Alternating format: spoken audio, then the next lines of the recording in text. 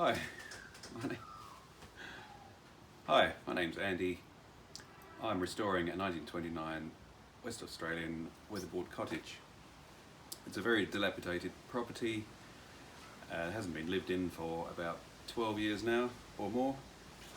Today I'll be glazing the sash window that comes out the kitchen. What I've got set up for dealing with the windows is two trestles. They're just IKEA trestles. They're a good height to work on, and some carpet just to protect the wood and any glazing. This is marine grade carpet, but any old offcut will do. And now I'll move over to the window itself. So for this job, obviously the main thing is the putty, which is a linseed oil based putty. This is to go between the glass and timber frame.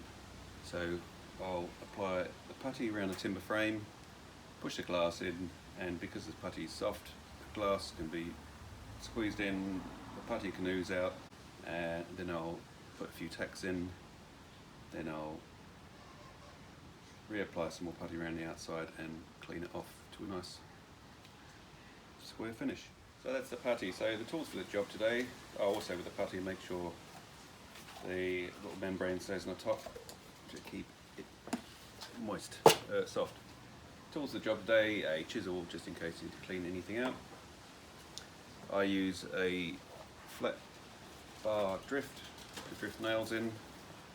Often I don't know if you can see that, but this is a tiny little diamond type nail that the original windows come in, and maybe glaziers probably use this, but I haven't managed to get hold of any yet. So I generally use a teeny tiny tack which measures about 20 millimeters, just under an inch.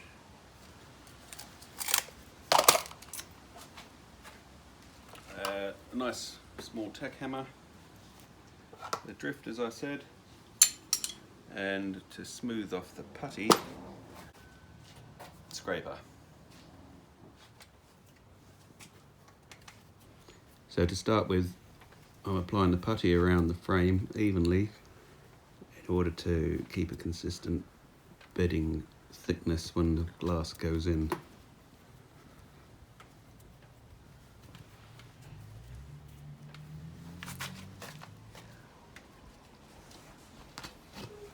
Now I've put the sheet of glass in and start applying pressure evenly on both sides without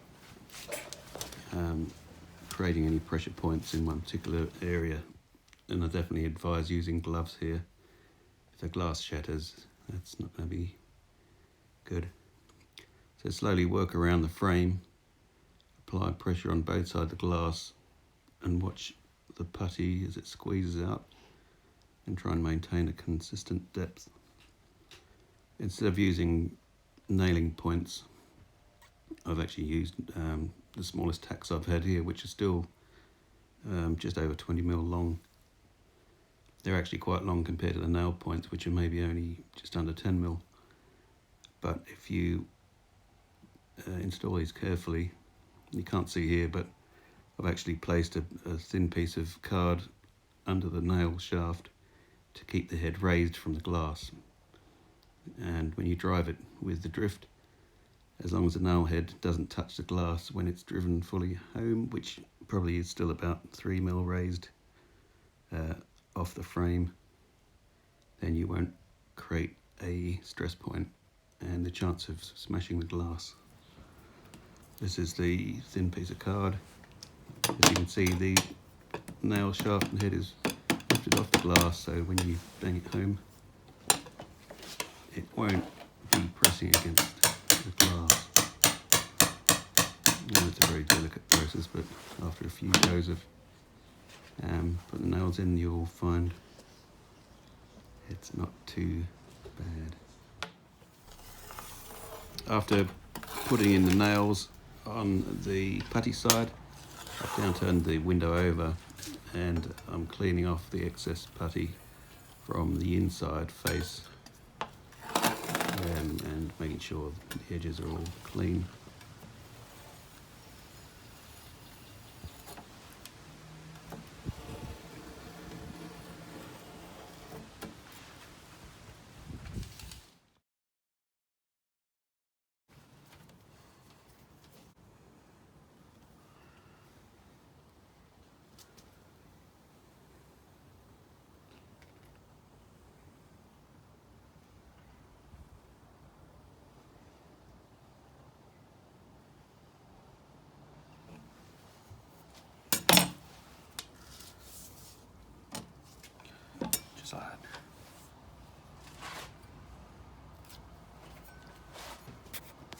just a note on the cleanup after putting.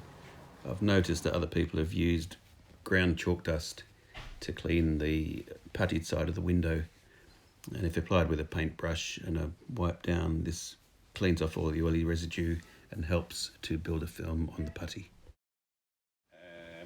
In Western Australia here it's very warm, so we don't have to worry too much about consistency. It's very soft after you've had a bit of a kneading, but if the putty's hard it's going to be very difficult, so putty has to be soft in order to put it around the frame and squeeze the glass in. The finished window, the window's done in a water-based gloss, which isn't my preference, but for ease of drying and everything, I've done it in water-based. I can hang the windows now, but putty's going to remain soft for a few weeks, so I'll top coat when I think it's got enough of a film on the top. But I can put the windows in tomorrow, so that'll be good. So here's the finished sash window on the outside, and that's the inside. The inside has the wooden framing, and the outside is what is puttied.